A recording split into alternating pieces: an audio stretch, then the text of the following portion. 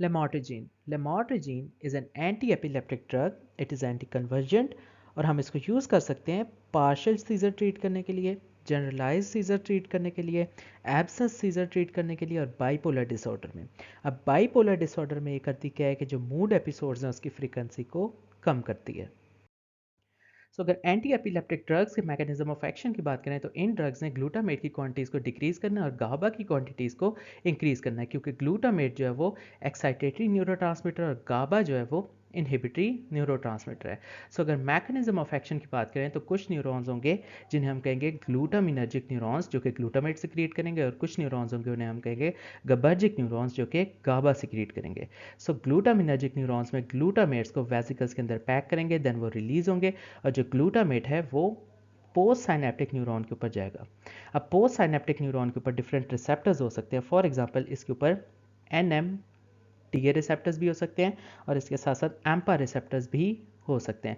अब जब ग्लूटामेट इनके साथ बाइंड करेगा तो ये दोनों क्या करेंगे, सोडियम की कंडक्टर्स कराएंगे। सो जब सोडियम ज़्यादा सेल के अंदर आएगा तो उसकी वजह से डीपोलराइजेशन होगी, जब डीपोलराइजेशन होगी तो एक्साइटेशन होगी और एपिलेप्सी होगी।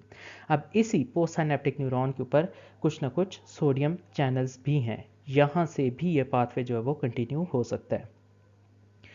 तो अब जो प्री साइनेप्टिक ग्लूटामिनर्जिक न्यूरॉन की अगर बात करें तो ग्लूटामेट रिलीज़ क्यों होता है, ये रिलीज़ सोडियम और कैल्शियम चैनल से रिलेटेड है।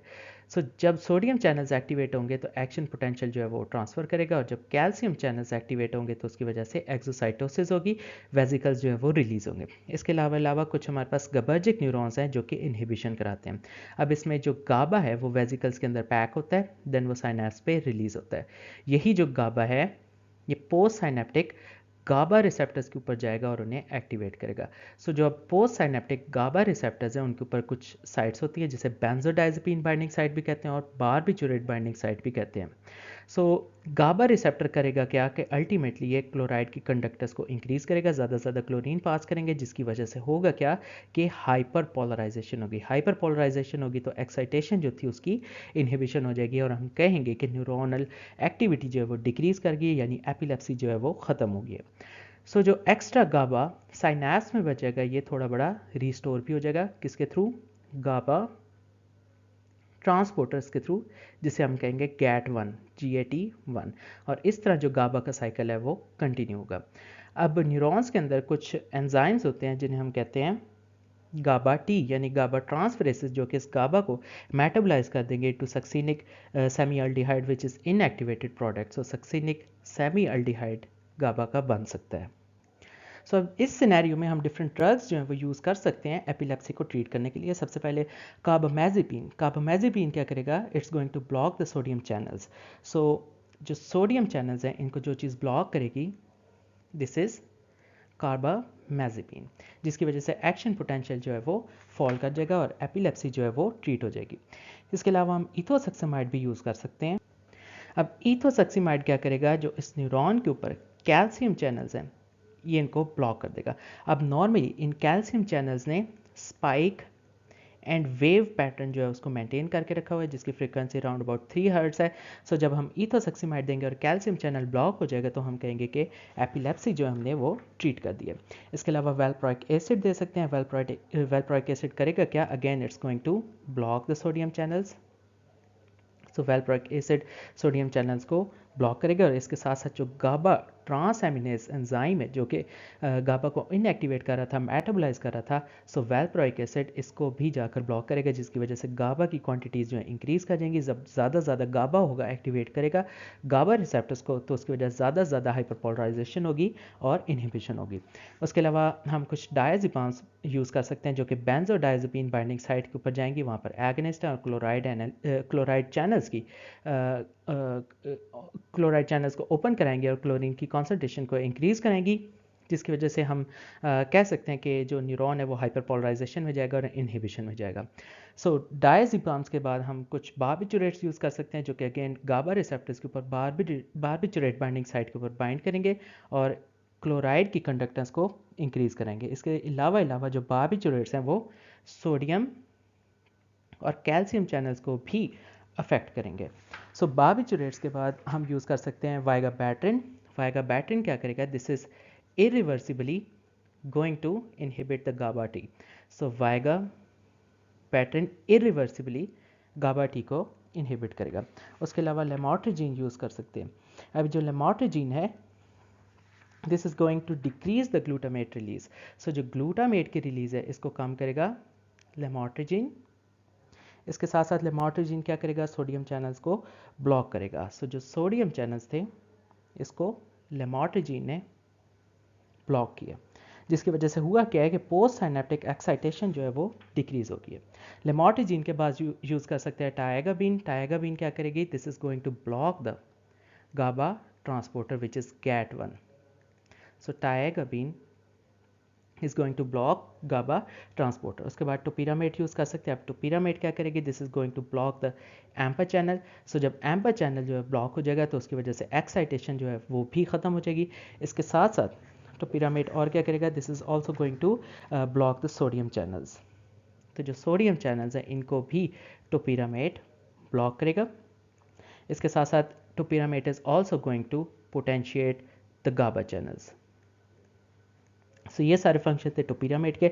उसके बाद हम लेवेट्री एसिटम यूज़ कर सकते हैं जो कि बाइंड करेगा साइनेप्टिक वेसिकल प्रोटीन SV-A2 के साथ. सो जो साइनेप्टिक वेसिकल प्रोटीन थी SV-A2 उसके साथ बाइंड किया है लेवेट्री एसिटम ने, जिसकी वजह से ग्लूटामेट रिलीज जो है वो डिक्रीज हो गया.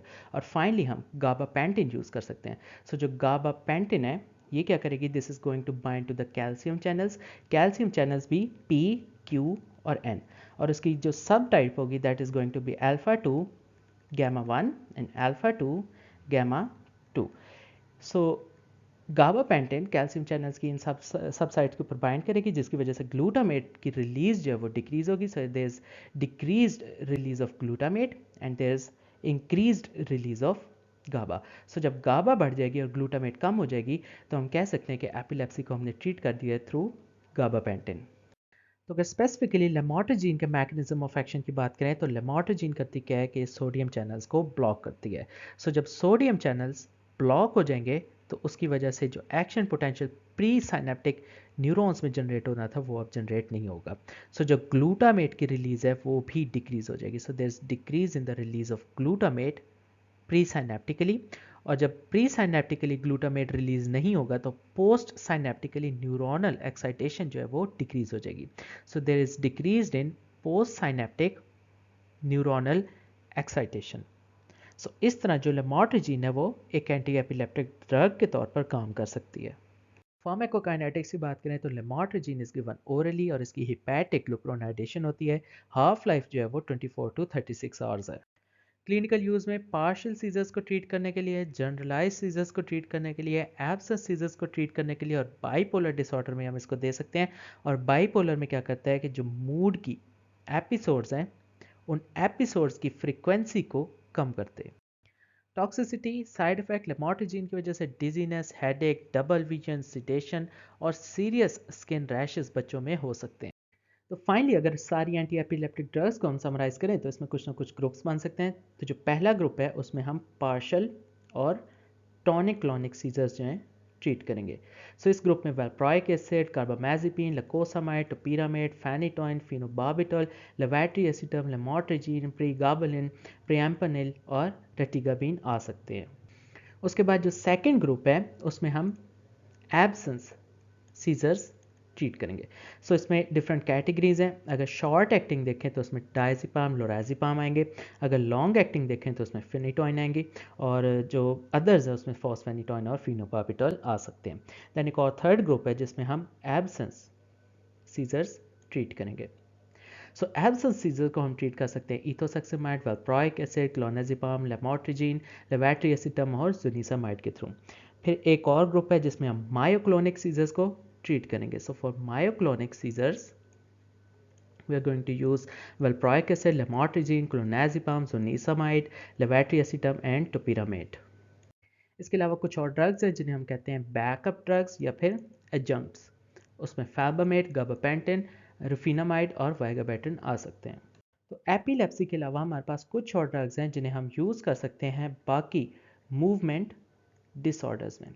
सो मूवमेंट डिसऑर्डर्स में जो पहला डिसऑर्डर है दैट इज़ ट्रेमर्स. ट्रैमर्स की ट्रीटमेंट में प्रोप्रानोलोल, मीटोप्रोलोल, गाबापेंटिन, टोपिरामेड, प्राइमिडोन और बोटुलिनम आ सकते हैं। जो दूसरा मूवमेंट डिसऑर्डर है उसमें हंटिंगटन्स डिजीज़ आ सकता है। सो हंटिंगटन की ट्रीटमेंट में हैलोपेरिडोल, परफेनाजिन, रेसरपिन और टेट्राबेनाजिन यूज़ कर सकते हैं। जो थर्ड मूवमेंट डिसऑर्डर है उसमें टॉरेट सिंड्रोम आ सकता है। सो टॉरेट सिंड्रोम में हैलोपेरिडोल, पाइमोजाइड, क्लोनिडीन, उसके अलावा कार्बामेज़ेपिन और क्लोनाजिपाम यूज़ कर सकते हैं। और जो fourth movement disorder that is acute dystonia.